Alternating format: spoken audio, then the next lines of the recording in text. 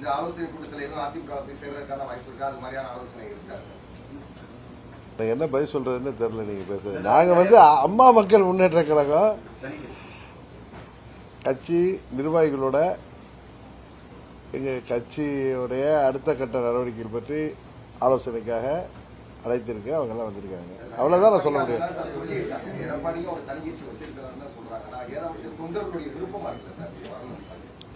எனக்கு இதுக்கு என்ன பதில் சொல்றதுன்னு தெரியல. அதான் உண்மை. நான் ஏற்கனவே அம்மா மக்கள் முன்னேற்ற கழகம் அனைத்து இந்திய அண்ணா திராவிட முன்னேற்ற கழகத்திற்கு ஆதரவாக அந்த கூட்டணியில தான் இருக்கோம். தொடர்ந்து அந்த கூட்டணியில தான் இருக்கோம்னு நான் பலமுறை சொல்லிட்டேன். நீங்க இப்படி திரும்ப திரும்ப கேட்கிறப்ப அதுக்கு எனக்கு என்ன பதில் சொல்றதுன்னு தெரியல.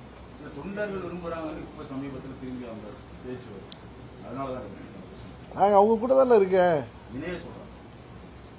அம்மாவுடைய கொடியை போட்டு அம்மா மக்கள் முன்னேற்ற கழகம்னு ஒரு கட்சி நடத்திட்டு இருக்கோம். அது அம்மாவுடைய கட்சி தானே. அதனால நாங்க அவங்க கூட தான் இருக்கேன். அவங்க கூட இணைந்து தான் செயல்பட்டு இருக்கேங்கிறது தான் எங்களுடைய கருத்து.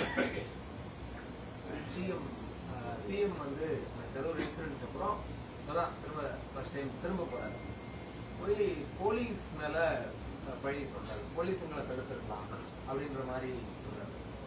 அவர் தானே போலீஸ் துறை மந்திரி. அந்த யாரெல்லாம் அன்றைக்கு அவரை தப்பா வழி நடத்தி அந்த மீட்டிங் வர வச்சு அவ்வளவு பெரிய ஒரு பாதகமான ஒரு செயல், அன்றைக்கு பல உயிர்கள் போகின்ற செயலை போலீஸ் செய்ததா சொல்ற முதலமைச்சர், இன்னைக்கு கண்டுபிடித்து சொல்ற முதலமைச்சர், இன்னைக்கு அந்த துறையோட அமைச்சராகி 60 நாள் கிட்ட போது என்ன நடவடிக்கை எடுத்திருக்கிறாரு?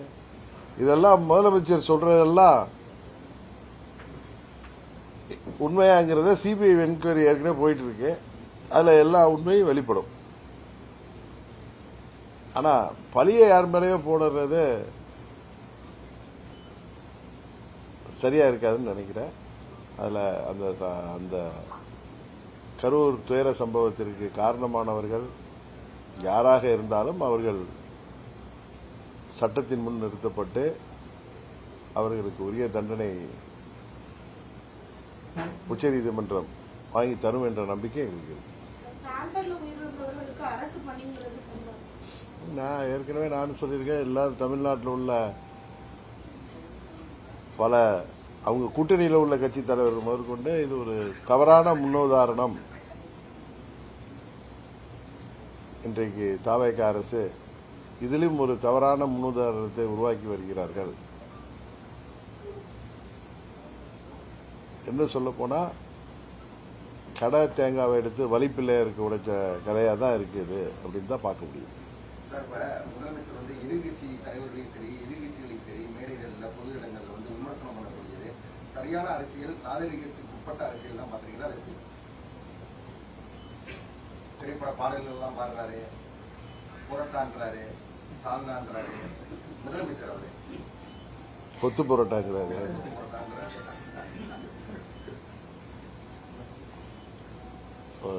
முதலமைச்சருக்கு இன்னும் ஒரு கடந்த காலத்தில் முதலமைச்சர்களாக இருந்தவர்கள் பொதுவெளியில அவர்கள் தங்கள் பதவியின் பொறுப்பை உணர்ந்து செயல்பட்டு வந்திருக்கிறார்கள்.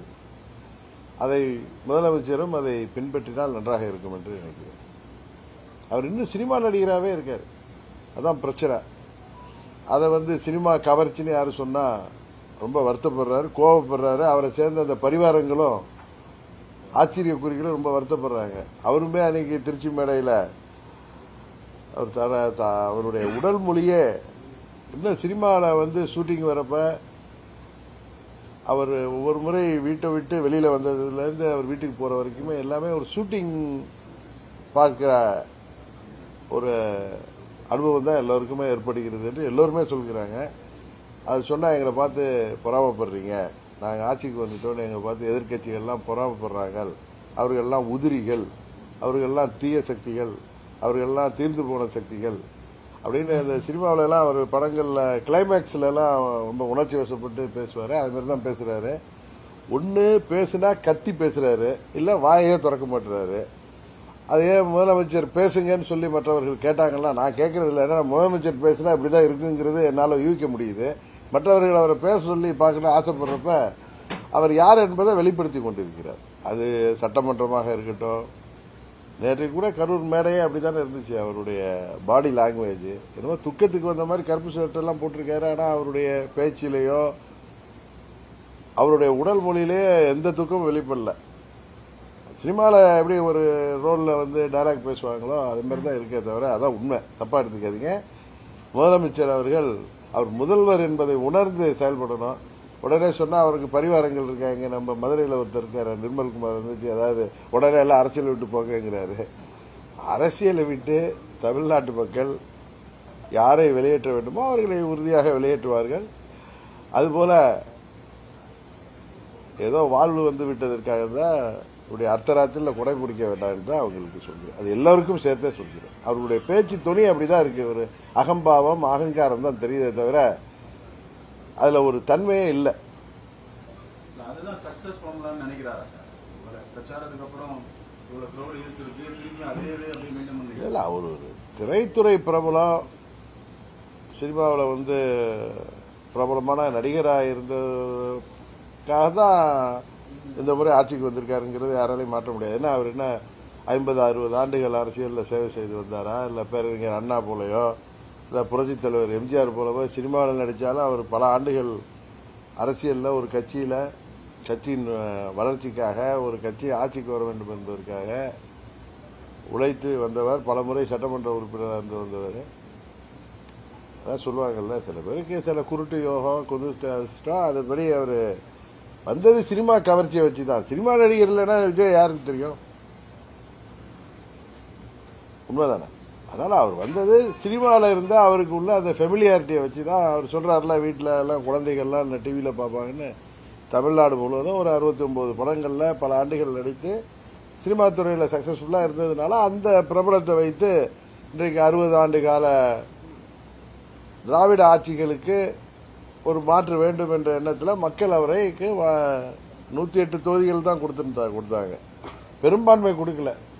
பெரும்பான்மைக்கு அவர்கள் மற்ற கட்சிகளை, அது திமுக கூட்டணியில் வெற்றி பெற்ற கட்சிகளை திரும்ப சொல்ற, அவருக்கு அது புரிய மாட்டேது. அவரை சேர்ந்தவர்களுக்கு பரிவாரங்களுக்கும் புரியல. எங்களுக்கு மக்கள் ஆட்சியை கொடுத்திருக்கிறார்கள், அதை பார்த்து பொறாமைப்படுகிறார்கள் சொல்றது தவறு. நீங்க 118 எடுக்கல, நீங்க யார்கிட்ட எல்லாம் ஆதரவு வாங்கியிருக்கீங்க அப்படிங்கிறத யோசிச்சு பாருங்க. உங்களை எதிர்த்து இப்ப அதுல திரு விஸ்வநாதன் அவர்கள் அமைச்சராக இருக்காருன்னா காங்கிரஸ் கட்சி சேர்ந்தவர். அவர் மேலூர்ல தாவேகா வேட்பாளரை எதிர்த்து தான் ஜெயிச்சு வந்திருக்காரு. அது கிள்ளியூர் சட்டமன்ற உறுப்பினராக இருக்கட்டும். இங்க ஆதரவு கொடுக்குறாங்களே, கம்யூனிஸ்ட்ல 2 கம்யூனிஸ்டை சேர்ந்த 4 உறுப்பினர்கள், விசிகேவை சேர்ந்த 2 உறுப்பினர்கள், ஐயுஎம்எல்ஏ சேர்ந்த 2 உறுப்பினர்கள், எங்க கட்சியில தட்டி தூக்குனாங்களே அந்த உறுப்பினர், எல்லாருமே காங்கிரஸ் கட்சியை சேர்ந்தவர்கள் மாத்திரம் இல்ல, எல்லாருமே அந்த 11 பேர் வருதா, 11 பேருமே திமுக கூட்டணியிலிருந்து வெற்றி பெற்றவர். அமமுகவிலிருந்து தட்டி தூக்கப்பட்டவர் அதிமுக கூட்டணியிலிருந்து வெற்றி பெற்றவர். இவர்கள் ஆதரவோடு ஒரு கூட்டணி ஆட்சி அமைச்சிட்டாங்கிறாங்க.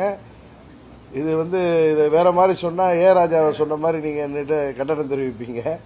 இது அவங்க கூட்டணியில இருந்து யாரும் ஜெயிச்சு வந்தவங்க கிடையாது. அவரை எதிர்த்து ஜெயித்து வந்தவர்களோட அவர்கள் ஏதோ ஒரு காரணத்தை சொல்லிக்கொண்டு இந்த ஆட்சி, ஜனாதிபதி ஆட்சி வந்துவிடக்கூடாது என்பதற்காக இந்த ஆட்சிக்கு ஆதரவு கொடுத்திருக்கிறார்கள். அதுல இருந்து தப்பிக்குவதற்கு தான் அவருக்கு காங்கிரஸ் மேலேயும் நம்பிக்கை இருக்கான்னு தெரியல, கம்யூனிஸ்டுகள் மேலேயும் நம்பிக்கை இருக்கான்னு தெரியல, மற்ற விசிகே ஐயுஎம்எல் மேலேயும் நம்பிக்கை இல்லைங்கிறதுனாலதான் அதிமுக சட்டமன்ற உறுப்பினர்களை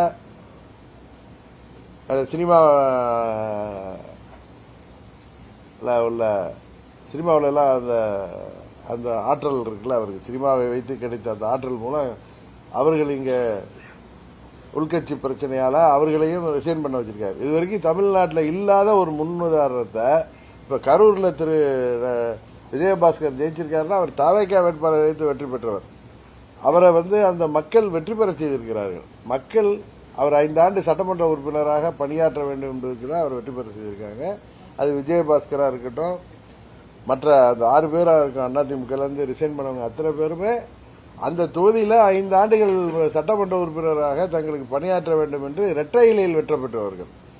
அவர்களை இந்த அவதார புருஷர் அவர்களுக்கு ஆட்சி அதிகாரம் இருக்கு, அவர்களா என்னை பார்த்து வந்துட்டாங்கன்னு சொல்றது ஒரு சின்ன குழந்தை கூட நம்பாது. அவர்களுக்கு ஏதோ கன்சிடரேஷன், ஏதோ அவர்களுக்கு நான் தருகிறேன் அது தருகிறேன் சொல்லதுனால தான் அவர்கள் வந்திருக்கிறார்கள். அதை தான் குதிரை பேருன்னு சொன்னா கோச்சிக்கிறாங்க அவங்க. அவரோட சேர்ந்த பெரிய ஒரு வைகோவும் கோச்சிக்கிறார்.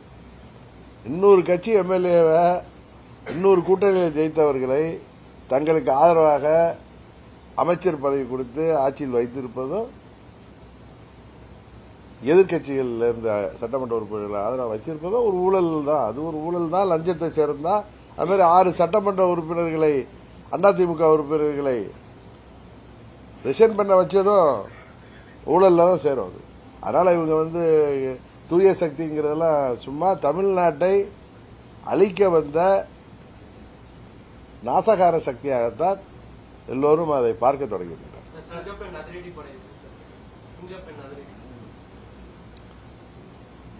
பெயர் சினிமா பாணியில் இருந்தாலும் அது செயல்படணுங்கிறது தான். ஏன்னா இன்றைக்கு ஆட்சி அதிகாரத்தில் முதலமைச்சராக அவரை அமர்த்தி விட்டதாக அவரே புலகாங்கித அடைகிறாரு. அதனால அவருடைய டியூட்டி அது தமிழ்நாட்டில் சட்டம் ஒழுங்கை பாதுகாக்கணும், பெண்கள் பாதுகாப்பை உறுதி செய்யணும், போதை மருந்து புழக்கத்தை தடுக்கணும். அதுபோல தமிழ்நாட்டில் பல வளர்ச்சி திட்டங்களை கொண்டு வரணும். அவர்கள் சொன்ன தேர்தல் வாக்குறுதிகளை விவசாயிகளை ஏமாற்றியது போல் ஏமாற்றாமல் அவற்றை எல்லாம் நிறைவேற்றணும்.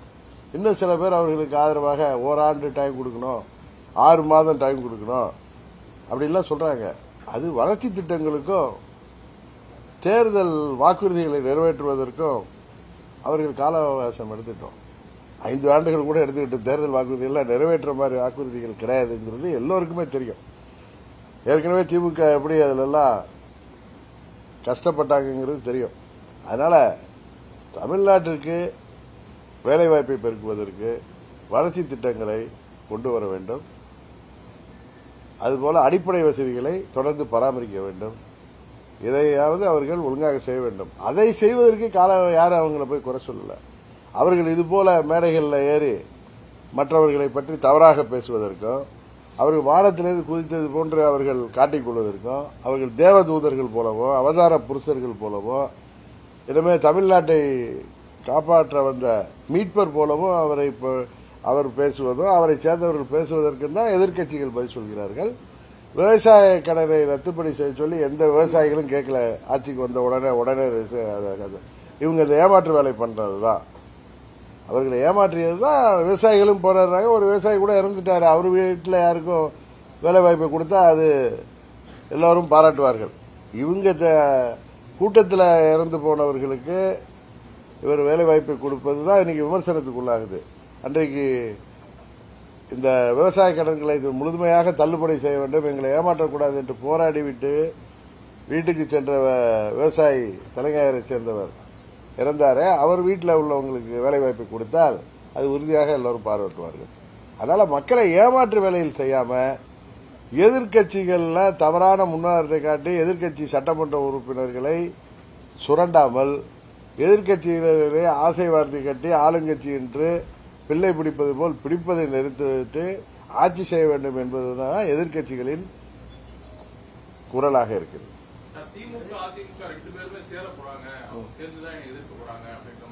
ஒரு முதலமைச்சர் பேசுறாரு, களவாணின்னு பேசுறாரு.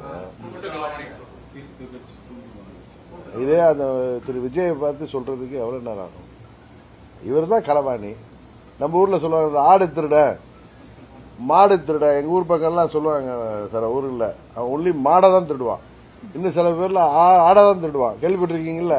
சில பேர் கட்டக்கோல் வைப்பான். அது மாதிரி நீங்க எம்எல்ஏ திருடர்கள், நீங்க எம்எல்ஏ களவாணிகள். நீங்க முதல்ல அமமுக எம்எல்ஏ ஒரு சட்டமன்ற உறுப்பினர்னு அவரை ஆசை வார்த்தை கேட்டு, உண்மையிலே திரும்ப சொல்றேன்னா அந்த லெட்டர் ஃபோர்ஜரியா போய் கொடுத்தாரு. அது ஒரு 420 வேலை. அது ஒரு முதலமைச்சர் ஆவறதுக்காக செஞ்ச வேலை. இவர்கள் ஆட்சி அமைப்பதற்கே அவ்வளவு தகுதி திருப்பங்கள் செய்தவர்கள். உண்மையா இல்லையா? எங்க சட்டமன்ற உறுப்பினர் அண்ணன் பழனிசாமி அவர்கள் தான் முதலமைச்சர்.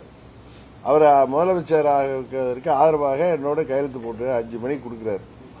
7:30 மணிக்கு திரு விஜய் அவர்கள் கவர்னரை சந்தித்து கொடுக்கிற லெட்டர்ல அமமுக எம்எல்ஏ கையெழுத்தும் IUML கையெழுத்துமே இருந்துச்சு அதுல. அது IUML மறுத்தாங்க. ஒரு அதை பார்த்து தான் நான் கவர்னர் அப்பாயின்மெண்ட் வாங்கிட்டு போய் பார்த்து எங்க MLA எனக்கு தான் லெட்டர் கொடுத்துருக்காரு. நான் அவரை தொடர்பு கொண்டா எனக்கு கிடைக்கல. ஒன்னு அவரை என்னால் தொடர்பு கொள்ள முடியல. ஒன்னு இந்த லெட்டர் ஃபோர்ஜரியா இருக்கும், இல்ல குதிரை பேரமா இருக்குன்னு அன்னைக்கு சொன்னேன். அவங்க இல்ல ஃபோர்ஜரி இல்ல, ஏன்னா அவங்க பயந்துட்டாங்க. அது ஃபோர்ஜரி லெட்டர் இல்லைன்னு காமிக்கிறதுக்கு அந்த எங்க அப்பா குதிரைக்குள்ளார இல்லைன்னு அந்த திருட்டு வீடியோவை விட்டாங்க. ஸோ அப்ப என்ன குதிரை பேரம் தான். ஒருத்தர் நீங்க விருப்பப்பட்டு ஆதரவு கொடுத்திருந்தா அவரை சட்டமன்ற உறுப்பினரை கவர்னர்கிட்ட அழைச்சிட்டு போயிருக்கணும், இல்ல அவருடைய ஒரிஜினல் கடிதத்தினால் கொண்டு போயிருக்கணும், இல்ல அவரை உங்க அலுவலகத்தில் அழைத்து உங்களுக்கு ஆதரவா கடிதம் வாங்கி போட்டோ எடுத்துட்டு போய் கொடுத்துருக்கணும். எதுவும் இல்லாம நீங்க ஒரு லெட்டர் கொடுத்துட்டு செராஸ் காப்பியை கொடுத்துட்டு அந்த சட்டமன்ற உறுப்பினரை அவரே கவர்னர்கிட்ட அதை மறுத்து நான் கொடுத்த லெட்டர் இல்லைன்னு கொடுத்த கவர்னரிடம் கொடுத்த கடிதம் காப்பி என்கிட்ட இருக்கு, நான் காமிச்சேன். போலீஸ் ஸ்டேஷன்ல கம்ப்ளைண்ட் கொடுத்தாரு. இதுல யாரு களவாணி? MLA களவாணி யாரு? அது மாதிரி மற்ற கட்சிகளை இப்படி ஏதோ வெற்றி பெற்று விட்டோங்கிற அகம்பாவத்தில் இவர் பேசுவது வன்மையாக கண்டிக்கிறது. எம்ஜிஆருடைய அன்பையும் ஜெயலலிதாவுடைய வீரத்தையும் அவருடைய பாக்குறேன் விஜயபாஸ்கர் சொல்லிருப்பாங்க. அவருக்கு என்ன கன்சிடரேஷன்ல எதுக்காக அவர் திரு EPS மேல கோவம் வருது, அதுக்காக சட்டமன்ற உறுப்பினரை பதவியை காலி பண்ணிட்டு அதை ராஜினாமா செய்துட்டு ஒரு கட்சிக்கு போக வேண்டிய அவசியம் இருக்கா? எனக்கு இதை விட விஜயை விட இன்னும் அழகா தமிழ்ல பதில் சொல்ல தெரியும். எங்கேயோ கோச்சிக்கிட்டு எதுக்கோ போனாங்க மாதிரி இவர்களெல்லாம் வர வைக்கிறது என்னங்கிறது தெரியும். இதுல இன்னொன்னு இந்த நேரத்தில் நான் விளக்கம் கொடுக்கணும். திமுக அதிமுக சேர்ந்து ஆட்சி அமைக்க இருந்தார்கள், 2 பேரும் கூட்டு களவாணிகள் சொல்றாரு. நீங்க பண்ணிருக்கிறதே களவாணி வேலை தானே. திமுக கூட்டணியில இருந்த கட்சிகளை நீங்க களவாணி, அவங்களோட ஆதரவோட அவங்களுக்கு மந்திரி பதவி கொடுத்து ஆட்சி அமைச்சிருக்கீங்க. அமமுக MLA-வை களவாண்டுதான் நீங்க லெட்டர் வாங்கி கொண்டு கொடுத்தீங்க. இன்றைக்கு 6 பேரை ரிசைன் பண்ண வச்சதே ஒரு களவாணித்தனம் தானே. அதனால உண்மையான ஒரிஜினல் களவாணி திரு விஜய் அவர்கள் தான். முன்னாடி உள்ள முதலமைச்சர் எல்லாம் அதிகமா பேசினாங்க, செயல் இல்ல. இவர் செயல் அதிகமா இருக்கு, பேச்சு கம்மியா இருக்கு. அதான் அவரே சொல்றாரு, talk less work more, reel less work மோர்னு தான் அவரை பார்த்து நம்ம சொல்லணும். லெஸ் ரீல் போடுங்க, ரீல் விடுறதை நிறுத்துங்க. நான் முதல்ல இருந்து சொல்லிட்டு இருக்கேன், ரீல் விட்டு ஆட்சிக்கு வந்தீங்க, இப்ப ரீல் போட்டு ஆட்சிக்கு வந்தீங்க, இப்ப ரீல் விட்டு ஆட்சியை தொடரலான்னு பாக்குறீங்க. தமிழ்நாட்டு மக்கள் உங்களை ஆட்சியில் அமர்த்தியதாக நீங்க சொல்கிறீர்களா? அவர்கள் எல்லாத்தையும் பார்த்துட்டு தான் இருக்காங்க. உங்களை விட பெரிய ஜாம்பவான்கள் எல்லாம் பார்த்தவர்கள் தான் தமிழ்நாட்டு மக்களும் இன்றைக்கு இருக்கிற திராவிட கட்சிகளும். உறுதியாக உங்களுக்கு தேவையான பதிலடியை தமிழ்நாட்டு மக்கள் மூலம் நாங்கள் தருவோம். அரசியல் நிலவரம் எப்படி சார் இருக்கு? உண்மையிலே அதிமுக கூட்டு சேரக்கூடிய சூழல் அந்த மாதிரி இருக்குங்களா சார்? இல்ல, இதெல்லாம் முன்னாடியே நம்ம கணிச்சு சொல்றதுக்கு நான் ஒன்றும் மெட்டலார்ஜிக்கல் டிபார்ட்மெண்ட்லயும் வல்லுநரும் கிடையாது, ஜோதிடரும் கிடையாது. சூழ்நிலைகள் முடிவு செய்யும். இப்ப யாராவது நீங்க யாரும் திரைமுறையில பார்த்துருக்கீங்க விஜய் ஆட்சிக்கு வருவாரான்னு நீங்க யாரும் சொன்னீங்களா? என்ன கூட கேட்டீங்க, இவர் தான் கேட்டார், நீங்க விஜய் தலைமை ஏற்றுக்கு போவீங்களான்லாம் கேட்டார் என்கிட்ட. ஒரு கட்சி இது வந்திருக்காரு, அவருக்கு பாப்புலாரிட்டி இருக்கு, அவர் கூட கூட்டணி போனா என்ன இருக்குன்னு தான் நான் கேட்டேன். அதே நேரத்தில் சொன்ன நான் அங்க போவேங்கிற எண்ணத்தில் சொல்லல, இதே இடத்துல சொன்னேன். என்னுடைய தேசிய ஜனநாயக கூட்டணியை விட்டு வெளியே இருந்தாலும் என்னுடைய முதல் சாய்ஸ் தேசிய ஜனநாயக கூட்டணி தான் அன்றைக்கு சொன்னேன். அப்ப கூட நீங்க திமுகவோட போவீங்களா விஜயோட போறீங்களா இவர் தான் கேட்டாரு. நான் சொன்னேன், ஒரு யதார்த்தத்தை சொல்றது. இப்ப அவர் சொல்றல, அவர் தான் களவாணின்னு சொல்றேன்ல. ஏன்னா திமுகவுக்கும் அதிமுகவுக்கும் வக்காலத்து வாங்கி சொல்லல. இன்னொரு கட்சியை களவாணின்னு சொன்னா அப்புறம் நீங்க செய்த களவாணித்தனத்தை நாங்க சொல்லிதானே ஆகணும். அதே போல நான் யதார்த்தத்தை தான் சொல்றேன். எனக்கு விஜயை பார்த்து போட்டியும் கிடையாது, பொறாமையும் கிடையாது. அவர் ஆட்சிக்கு இது எப்படியோ ஆட்சிக்கு வந்துட்டீங்க, ஒழுங்கு ஆட்சி நடத்துறது பார்த்துட்டு இது மாதிரி இன்னும் ஷூட்டிங் சினிமா நடிகராகவே இருக்காதீங்க, நீங்க முதலமைச்சராக செயல்படுங்கன்னு தான் சொல்றோம்.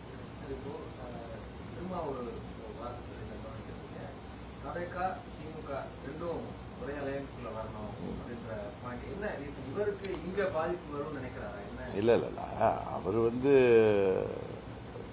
பாஜகவை எதிர்க்கணுங்கிறதுக்காக தாவேகாவும் திமுகவும் ஒரே அணியில் வரணும்னு சொல்றாரு.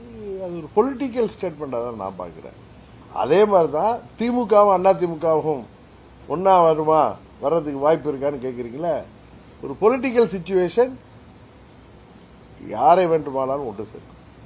அதுதானே இது வரைக்கும் கடந்த காலத்தில் பார்த்துருக்கோம். பேரறிஞர் அண்ணாவும் ராஜாஜியும் ஒன்று சேர்ந்திருக்காங்க, சரிதானே? அதனால பல முன்னுதாரணங்கள் இருக்கு. அதனால நீங்க இதையெல்லாம் இது நடக்குமா அது நடக்குமா இது கூடாதா அப்படிங்கிறது இப்ப திமுக கூட்டணியில ஜெயிச்ச கட்சிகளை தன் பக்கம் இழுத்து இல்ல அவர்கள் போய் ஆதரவு கொடுத்து அமைச்சர் பொறுப்புல தாவேகா கூட்டணியில இருக்கிறது நியாயம்னா எந்த கூட்டணியும் நியாயம்தான். அரசியல் சூழ்நிலை தான் முடிவு பண்ணுறீங்களா சார்? அதிமுக திமுகவோட ஃபியூச்சர் சூழ்நிலை தான் முடிவு பண்ணும். எதுவுமே சூழ்நிலை தானே. விஜய் அந்த அளவுக்கு வல்லமை படைத்தவரா இருக்கா சார்? 2 பேரும் சேர்ந்து தான் அவரை வீழ்த்தக்கூடிய அளவுக்கான நிலை இருக்கா சார் அரசியல்ல? இந்த தேர்தல்ல அவர் 35% வாக்கு வாங்கியிருக்காரு, கரெக்டு தானே? எங்க கூட்டணி 23% வாங்கியிருக்கு, திமுக கூட்டணி அதை விட அதிகம் வாங்கியிருக்கு. நீங்க அப்படித்தானே பாப்பீங்க. அவரு இப்ப நீங்க 108 சீட்ல ஜெயிச்சதுனால நீங்க அவர் பலம் பொருந்திய கட்சின்னு பார்த்தா அதை வீழ்த்துவதற்கான வியூகத்தை எதிர்காலத்தில் வருகிற தேர்தலில் மற்ற கட்சிகள் எடுப்பதில் ஒன்றும் தவறு இல்லைல்ல. சார், இந்த தொழில்துறையில ஹிண்டாய் கம்பெனி ஆந்திர கவர்மெண்ட் இதுல எதுலையுமே கான்சன்ட்ரேட் பண்ண மாட்டாங்க, கூடத்தையும் வளர்ச்சி திட்டங்கள் பண்ணாலும் அந்த மாதிரி போகுது. அதனால கொஞ்சம் கான்சன்ட்ரேட் உண்மைதான் அவர் சொல்றது உண்மை. அவர்கள் இந்த ஆட்சி கவிழ்ந்து விடுமோங்கிற பயத்துல திரு விஜய் அவர்கள் இருக்கிறாரு. காங்கிரஸ் கூட அவங்க நம்புறாங்க, மற்ற கட்சிகளை நம்புவதற்கு பயப்படுறாங்க. அதனாலதான் அதிமுக எம்எல்ஏக்கெல்லாம் ரிசைன் பண்ணா இன்னும் ஒரு 4-5 மாதங்கள்ல மறுபடியும் ஒரு இது வந்துச்சுன்னா, நம்பிக்கையில்லா தீர்மானம் வந்தா இவர் எம்எல்ஏ அசம்பிளி ஸ்ட்ரென்த் கம்மியா இருக்கும். அப்ப இருக்கிறத வச்சு அது பெரும்பான்மை காட்டி விடலாம்ங்கிறதுக்காக தான் அவர் அதிமுக அவர்களை சதி செய்து ரிசைன் பண்ண வைக்கிறார். அது இந்த தேர்தலுப்பே நீங்க இந்த சென்னை தலைமை நீதிபதி தலைமையிலான அமர்வே நேற்று அது 5 தொகுதிகளில் தேர்தல் நடத்தக்கூடிய அறிவிப்பு கூட சொல்லியிருக்காங்க. அதனால அது தேர்தல் நடக்காம இருக்க விஜய்க்கு அது சாதகமான ஒரு சூழ்நிலை உருவாக்குவதற்காக செய்த இது ஒரு தந்திரமான நரித்தனமான களவாளித்தனமான நடவடிக்கை தான் சட்டமன்ற உறுப்பினர்களை ரிசைன் பண்ண வைப்பது. அதுலதான் அவங்க கான்சென்ட்ரேட் பண்றாங்களே தவிர வேற எந்த வளர்ச்சி திட்டத்திலையும் அவர்கள் ஒன்றும் கான்சென்ட்ரேட் பண்ணல. சும்மா ரீல்ஸ் போடுறாங்க, அவ்வளவுதான். ஏன்னா ரீல்ஸ் போட்டு மக்களை ஏமாத்தி ஆட்சிக்கு வந்த மாதிரி இப்ப அது நடந்ததா இது நடந்ததா போடுறாங்க. அவங்க உண்மையிலே இப்ப செயல்படுறது, நேற்று கரூர்ல பேசியது இதெல்லாம் பாத்தீங்கன்னா அவர் ஒரு தேர்தலுக்கு முன்பு பேசிய அதே ஸ்டைல பேசுறது காரணம் ஆட்சி கவிழ்ந்து விடுவோங்கிற பயத்துல, ஆட்சியை காப்பாற்றிக் கொள்ள வேண்டுங்கிற பயத்துல தான் செயல்படுறாங்க தவிர வேற தமிழ்நாட்டு வளர்ச்சி எதுலையுமே அவர்களுக்கு எந்தவித ஈடுபாடும் இருப்பதாக தெரியவில்லை.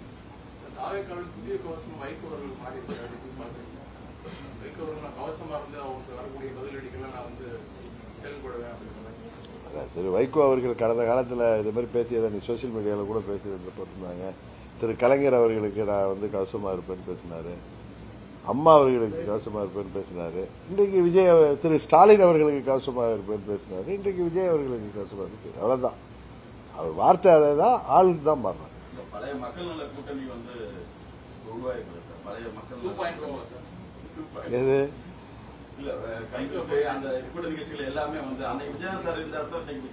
நீங்க விஜயகாந்தோட திரு விஜய் தயவு செய்து ஒப்பிடாதீங்க.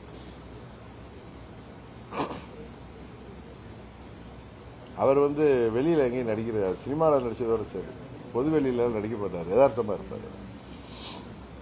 Okay, thank you.